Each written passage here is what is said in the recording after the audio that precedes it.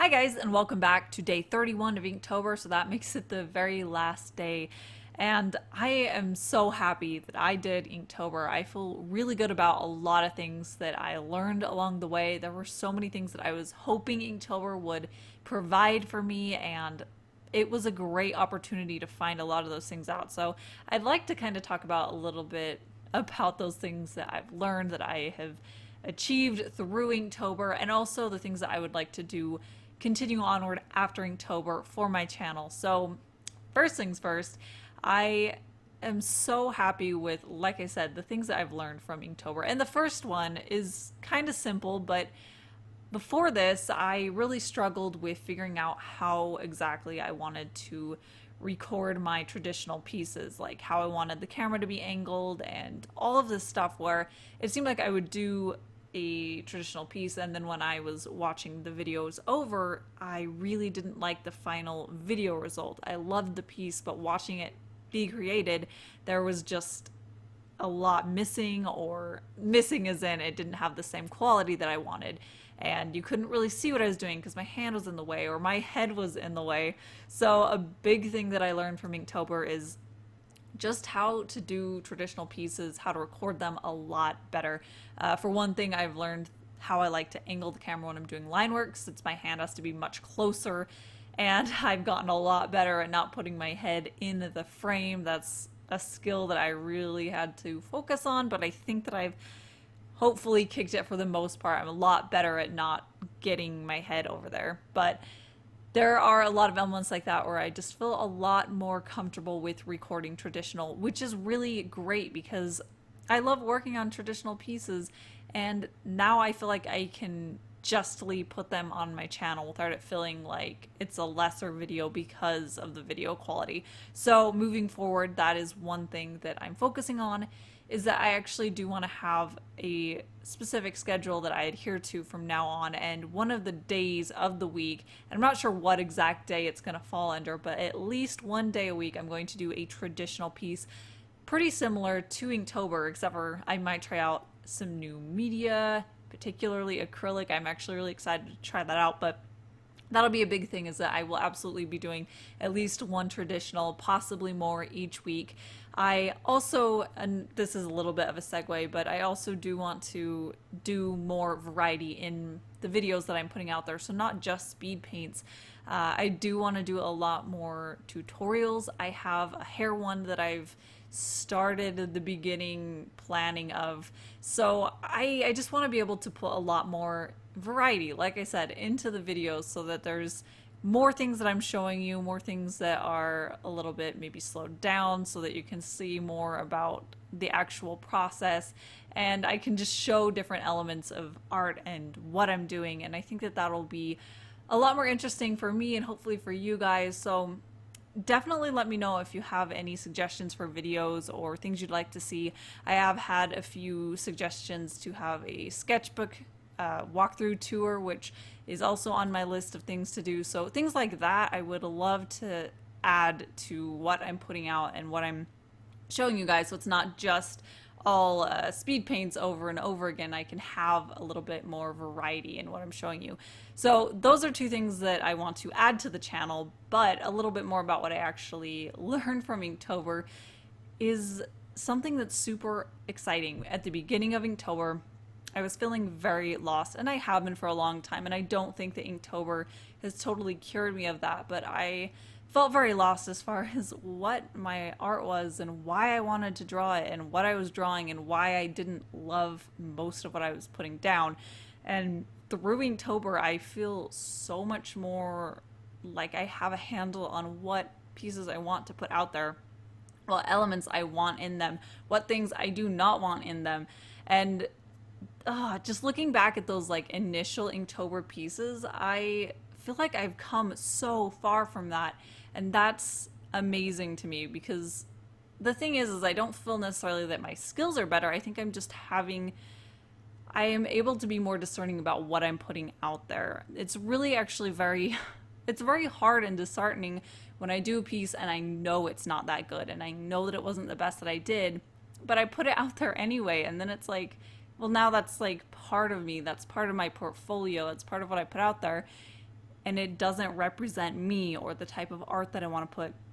So through Inktober, I was really being a lot more analytical as far as what types of art I was putting out there, what I was drawing, and the quality of it. There were many days where I did a piece that was finished and it looked passing and okay, but it was not something that I felt proud of, and I was really forcing myself to make sure that I was taking that moment to make sure that that's a piece that I wanted out there. And a lot of times I ended up redoing a piece, and that second piece, and sometimes even that third piece, was something that I absolutely loved, and I had pride in it, and I felt like it was pushing me into the direction of new pieces that I wanted to do, and new styles and new artwork. So it was just really an eye-opener as far as the fact that it's like, I can do better artwork, and I can take that moment to analyze what I'm putting out there and to make sure that I am putting something out there that I'm proud of and I'm happy with and is moving in the direction that I want to, so that overall all of my pieces have that look.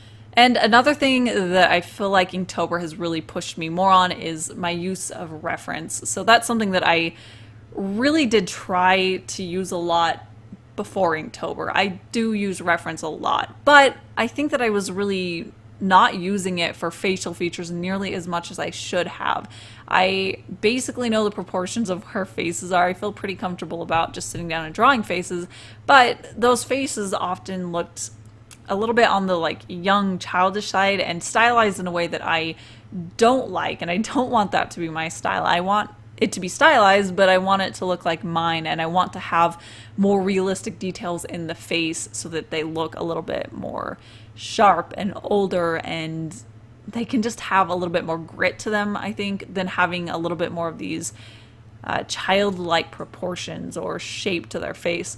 So through Inktober, I've been really pushing myself to make sure that I'm not just like sitting down and cranking out a face and then being happy with that. I have been really studying the reference photos and then looking at multiple ones so I can really fine-tune the way that the different facial features look, so it's exactly what I want.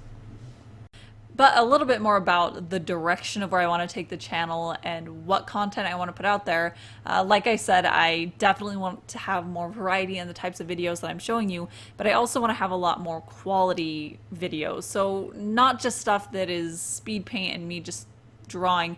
I want to have things that build us up and have more meat to them, I guess you could say, where there's just a lot more quality within it. But also a big thing that I'm super excited about, and I've been thinking about this for a while, but I haven't quite like made the jump, is that I am going to start streaming, and I think that this is going to be something that I'm going to absolutely love.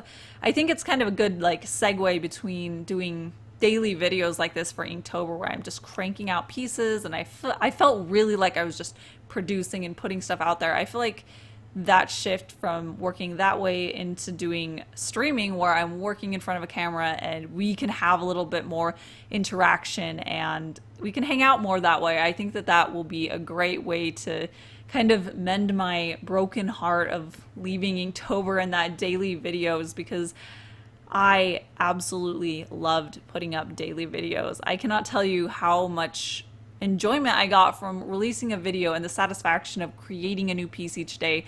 And while I'm not saying streaming, I'm going to necessarily do streaming every day or have a new piece every day, but I think that having that outlet where I can put more content out there and communicate with you guys on a lot more frequent than just the videos I'm putting out there, I think that that will be an incredible opportunity for me to really enjoy that element of it and to get to know you guys a little bit better and chit chat and all that stuff. So that is something that I am extremely excited about. I'm not sure yet if I'm going to go with YouTube streaming or Twitch yet. I have kind of a lot of research on the two, and I'm in contact with some people. Basically, it's a little up in the air right now, but I will probably choose one within the next week and then release a schedule that I want to start streaming on, and also a schedule specifically for the videos and the types of videos and when I will release them moving forward, so that there can be a very reliable way that you can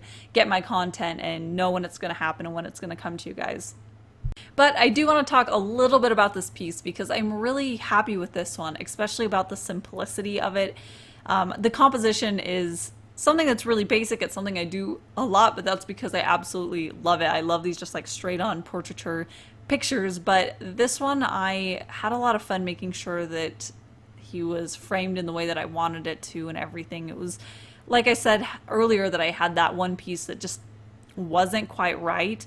A lot of the design elements were just a little bit off, so this one I wanted to make sure that it was simple and clean but very precise as far as where everything was placed. And working on this one, it was not planned to start giving him these like reddish freckles or that kind of almost a rash on his face.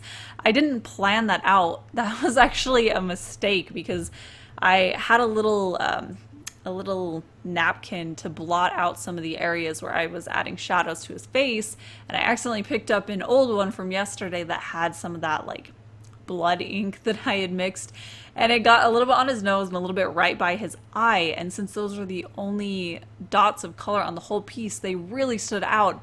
And I tried letting water sit on top of it and then really dabbing it out, and that didn't really remove the color as I expected. It was pretty stained in there. And that is one of, I know it sounds strange, but one of my favorite parts about art is when there is a mistake like that and then I can find a way to camouflage it and fix it. So this, how I fixed it is I emphasized it, I added more so that it was intentional after that point.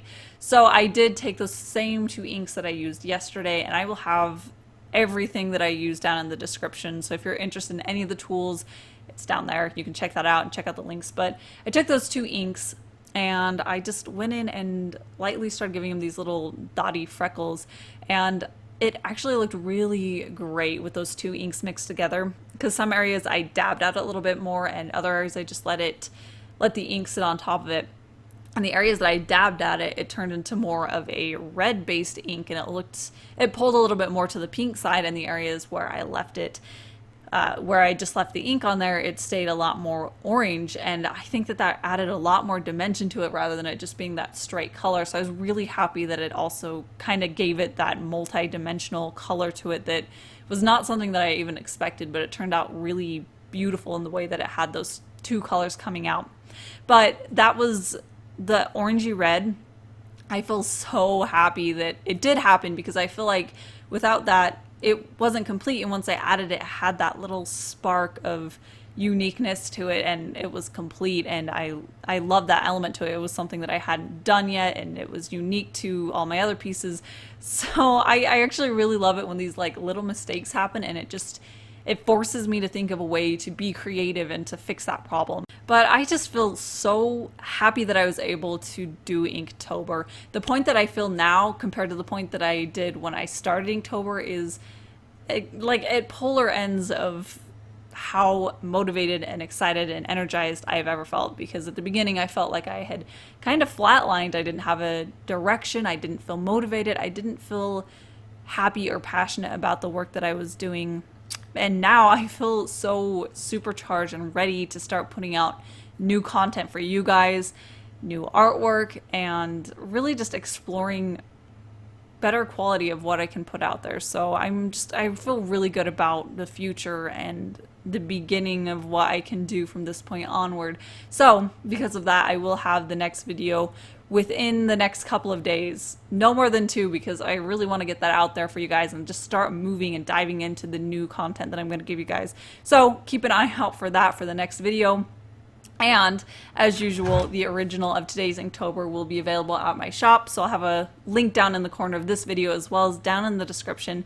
So if you did want to own the last Inktober original of the year, that is available. But yeah, thank you so much for watching, you guys. I will see you very shortly for my next piece, whatever that may be, which is really exciting. So yeah, thank you so much for watching, and I'll see you then.